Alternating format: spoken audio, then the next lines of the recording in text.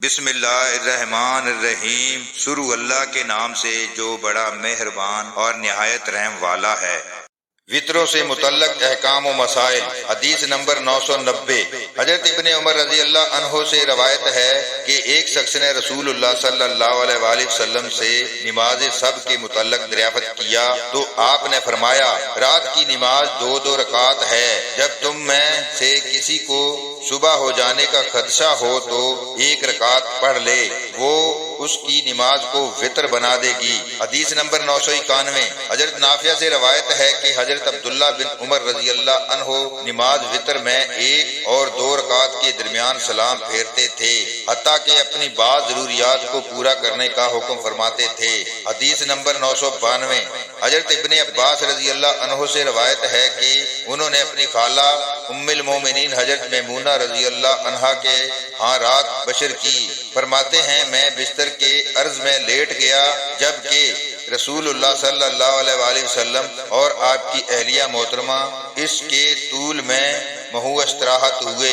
آپ آدھی یا اس کے لگ بھگ رات تک سوئے رہے، پھر جب بیدار ہوئے تو چہرے پر ہاتھ پھیر کر نیند کے اثرات دور کیے۔ اس کے بعد آپ نے سورہ آل عمران کی 10 آیات تلاوت فرمائی، پھر آپ پانی سے بھری ہوئی آویزاں پرانی مسک کی طرف آئے، اس سے اچھی طرح وضو کیا اور نماز کے لیے کھڑے ہو گئے۔ میں بھی اسی طرح کرتا ہوا آپ کے پہلو میں جا کھڑا ہوا۔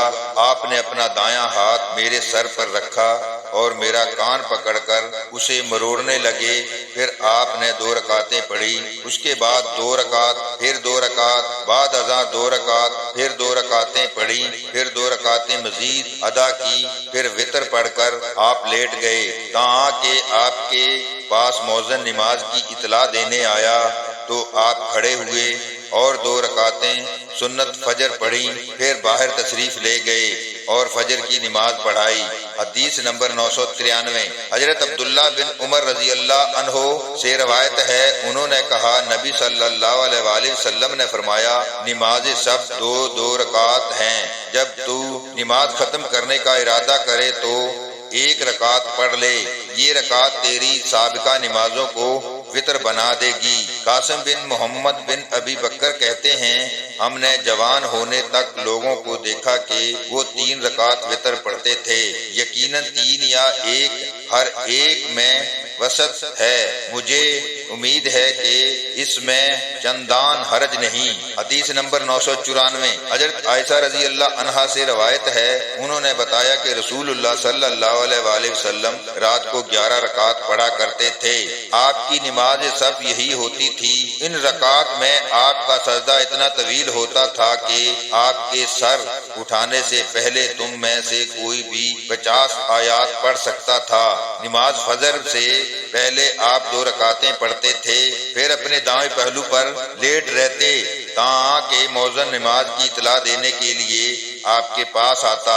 حضرت ابو ہریرہ رضی اللہ عنہ بیان کرتے ہیں کہ مجھے رسول اللہ صلی اللہ علیہ وآلہ وسلم نے وصیت فرمائی کہ سونے سے پہلے وطر پڑھ لیا کرو۔ حدیث نمبر 995۔ حضرت انس بن سیرین سے روایت ہے، انہوں نے کہا، میں نے حضرت ابن عمر رضی اللہ عنہ سے دریافت کیا کہ نماز صبح سے قبل 2 رکعت کے متعلق آپ کا کیا خیال ہے، کیا ہم ان میں لمبی قرات کر سکتے ہیں؟ انہوں نے جواب دیا کہ نبی صلی اللہ علیہ وآلہ وسلم نماز سب 2 رکعت پڑھتے، پھر آخر میں 1 رکعت پڑھ کر اسے طاق بنا لیتے، پھر صبح کی نماز سے پہلے 2 رکعت تو اس طرح ادا کرتے گویا اذان یعنی اقامت کی آواز آپ کے کان میں پڑ رہی ہے۔ راوی حدیث حماد نے کہا کہ اس سے مراد جلدی پڑھنا ہے۔ حدیث نمبر 996۔ حضرت عائشہ رضی اللہ عنہا سے روایت ہے، انہوں نے فرمایا، رسول اللہ صلی اللہ علیہ وآلہ وسلم نے رات کے ہر حصے میں نماز وطر ادا کی ہے، بالآخر آپ کی نماز وطر وقت شہر تک پہنچ گئی۔ حدیث نمبر 997۔ حضرت عائشہ رضی اللہ عنہا سے روایت ہے، آپ نے فرمایا، نبی صلی اللہ علیہ وآلہ وسلم تہجد کی نماز پڑھتے رہتے جبکہ میں آپ کے بستر پر لیٹی سوئی ہوتی، جب آپ وطر پڑھنے کا ارادہ کرتے تو مجھے بیدار کر دیتے تو میں وطر پڑھ لیتی۔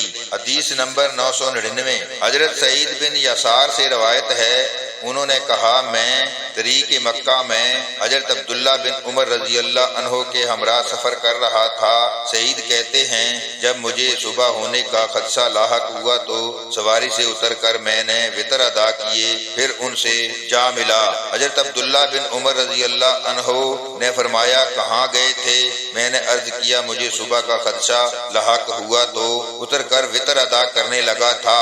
اس پر انہوں نے فرمایا کیا تمہارے لیے رسول اللہ صلی اللہ علیہ وآلہ وسلم کی ذات گرامی میں اچھا نمونہ نہیں ہے؟ میں نے کہا اللہ کی قسم کیوں نہیں؟ تو انہوں نے فرمایا کہ رسول اللہ صلی اللہ علیہ وآلہ وسلم اونٹ پر سوار ہو کر وتر پڑھ لیا کرتے تھے۔ حدیث نمبر 1000۔ حضرت ابن عمر رضی اللہ عنہ سے روایت ہے، انہوں نے فرمایا نبی صلی اللہ علیہ وآلہ وسلم سفر کے دوران میں نماز سب اپنی سواری پر اشارے سے پڑھتے تھے، اس کا جدھر کو بھی منہ ہوتا اسی طرح نماز وتر بھی اپنی سواری پر پڑھ لیتے، لیکن فرض نماز اس پر نہ پڑھتے تھے۔